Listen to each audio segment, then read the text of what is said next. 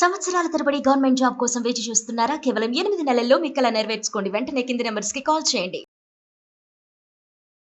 Hello everyone, my self Deepika. ఈ వీడియోలో maths basics సంబంధించిన కొన్ని క్వశ్చన్స్ అనేది మీకు ఎక్స్ప్లెయిన్ చేస్తాను. సో మ్యాథ్స్ అంటే చాలామంది భయపడుతూ ఉంటారు, వామ్మో మ్యాథ్స్ అనేటట్టు.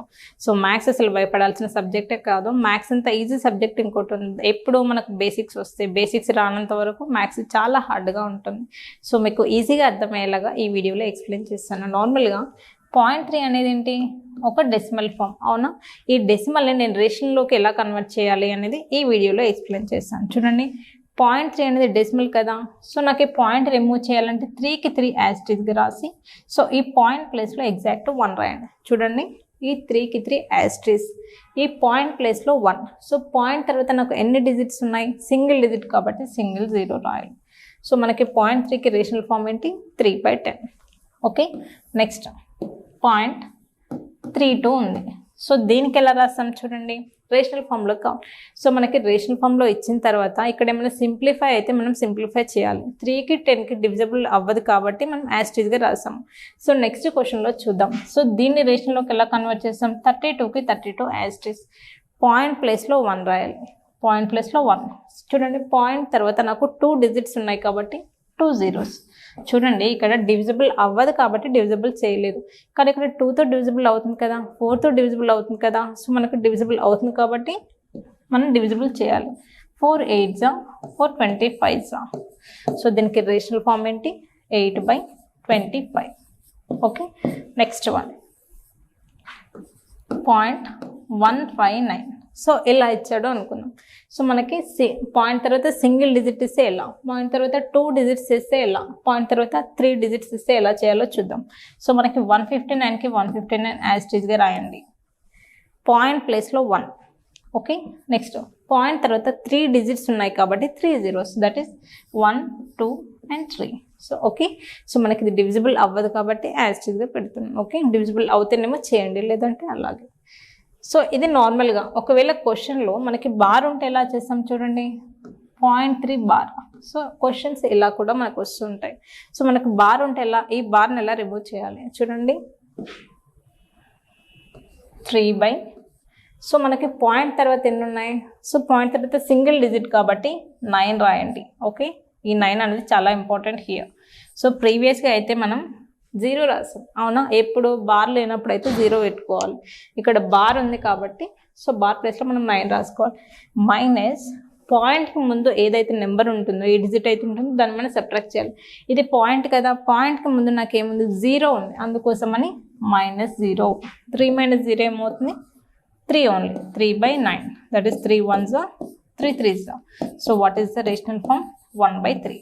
ఓకే, సో ఈ రకంగా మనం చేయాలి. చూడండి, one more example,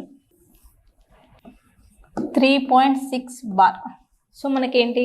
3.6 bar. So దీని నుంచి కూడా నేను బార్ని రిమూవ్ చేసి రేషనల్ ఫామ్లోకి చేయాలి. ఎలా చేస్తాం? చూడండి, ఫస్ట్ ఏం చెప్పాను? ఇచ్చిన నెంబర్ యాస్టీస్గా రాసుకోండి. 36కి 36 యాస్టీస్గా రాసుకోండి. బై, ఇక్కడ 10 రాయొద్దు, బార్ లేకుంటే 10 రాసాం. ఇక్కడ బార్ ఉంది కాబట్టి 9 రాయాలి. ఇక్కడ న్యూమరేటర్లో మనం మైనస్ చేస్తాం. ఏం చెప్పాను? పాయింట్కి ముందు ఏ నెంబర్ అవుతుందో దాన్ని సబ్ట్రాక్ట్ చేయాలి అన్నాం. ఇక్కడ పాయింట్ ముందు 0 ఉంది కాబట్టి ఇక్కడ నేను 3 తర్వాత 0తో సబ్ట్రాక్ట్ చేశాను. ఇక్కడ ఏంటి? పాయింట్కి ముందు నాకు 3 ఉంది కాబట్టి ఈ 36 - 3. So what is the answer? 33/9.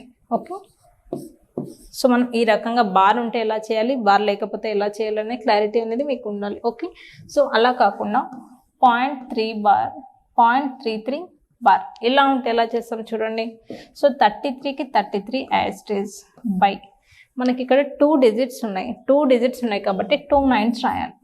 Okay, so ఇందాక సింగిల్ డిజిట్ ఉంది కాబట్టి సింగిల్ 9, ఇక్కడ 2 డిజిట్స్ ఉన్నాయి కాబట్టి 2 9s. సేమ్ క్వశ్చన్, 0.33 బార్ ఉంటే ఎలా చేస్తాం? చూడండి, సో మనకి 3 యాస్టీస్గా రాసేసి బై, ఇక్కడ పాయింట్ తర్వాత 3 డిజిట్స్ ఉన్నాయి, అందుకోసమని 3 9s రాయాలి. 1 2 3. సో డివిజిబుల్ అవుతాయి కాబట్టి యాస్టీస్గా డివిజిబుల్ చేస్తాము. సో అలా కాకుండా చూడండి, 0.1 2 3 4 బార్ ఇలా ఉంటే ఏం చేస్తాం? చూడండి, మనకి 4 డిజిట్స్ ఉన్నాయి పాయింట్ తర్వాత, అందుకోసమని నెంబర్ యాస్టీస్గా రాయండి. 1 2 3 4 డివైడెడ్ బై 4 డిజిట్స్ ఉన్నాయి కాబట్టి 4 9s రాయాలి. 1 2 3 4. ఓకే, సో ఈ రకంగా మనం ఒక డెసిమల్ నుంచి మనం రేషనల్ ఫామ్లోకి ఎలా కన్వర్ట్ చేస్తాం చూడండి. నార్మల్గా మల్టిప్లై చేయడంలో చాలామంది మిస్టేక్ చేస్తుంటారు. 2.31 ఇంటూ 10⁻⁻1 ఇలా ఉంటే ఎలా చేస్తాం చూడండి.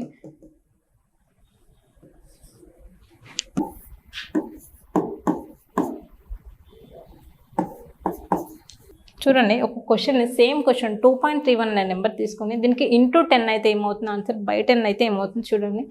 ఇంటూ 10 అంటే నార్మల్గా ట్రెడిషనల్ మెథడ్లో చూడండి 231/100. అవునా, పాయింట్ని రిమూవ్ చేయాలంటే ఇదే కదా, నేను ఆల్రెడీ చెప్పాను. ఒకసారి చూడండి, పాయింట్ రిమూవ్ చేయాలి కాబట్టి 1, పాయింట్ తర్వాత 2 డిజిట్స్ ఉన్నాయి కాబట్టి 2 zeros. ఇంటూ 10కు 10 యాస్ట్రీస్, 0 0 క్యాన్సిల్. దట్ ఈస్ 231/10 అంటే ఏంటి, 2.31. ఓకే, సో మనకి 2.31కి 10తో మల్టిప్లై చేసే ఆన్సర్ ఏమొచ్చింది, 2.31 వచ్చింది. అదే బై 10 చేసి ఏమవుతుంది, సేమ్ క్వశ్చన్కి చూడండి ఎలా రాస్తాం.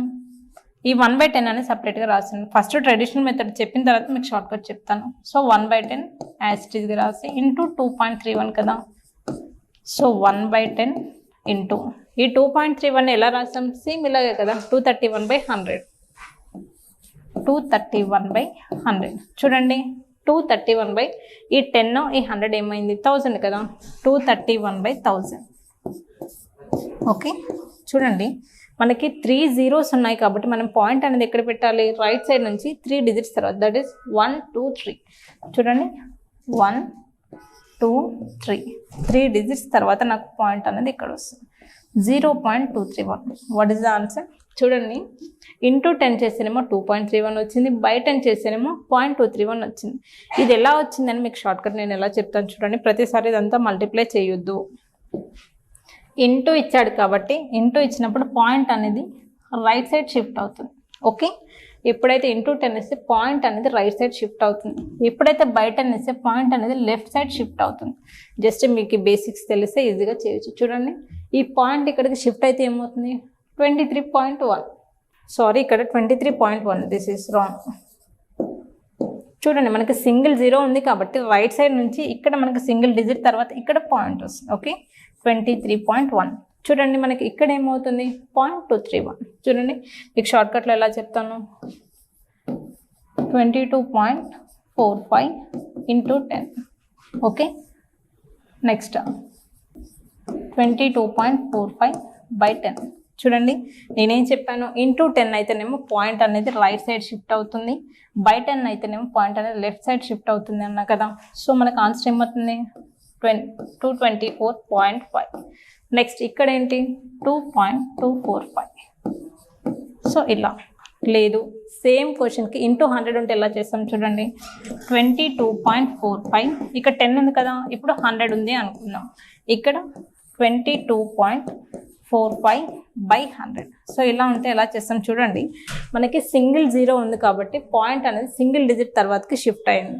ఇక్కడ 2 డిజిట్స్ ఉన్నాయి కాబట్టి 2 డిజిట్స్ రైట్ సైడ్ అనేది షిఫ్ట్ అవుతుంది. అంటే మనకు ఆన్సర్ ఏమవుతుంది, 2245.0. ఈ 0.0 పెట్టినా పెట్టకపోయినా సేమే. Okay, so what is the answer, 2245. ఇక్కడ చూడండి, బై 100 ఉంది కాబట్టి 2 డిజిట్స్కి ముందుకి పాయింట్ అనేది షిఫ్ట్ అవుతుంది. ఇక్కడ సింగిల్ 0 ఉంది కాబట్టి సింగిల్ డిజిట్కి, ఇక్కడ 2 డిజిట్స్ ఉన్నాయి కాబట్టి 2 digits. What is the answer, 0.2245. So ఈ రకంగా మనం ఇంటూ 10 ఉన్న బై 10 ఉన్న చాలా ఈజీగా చేయొచ్చు. So this is about the basic concept in mathematics.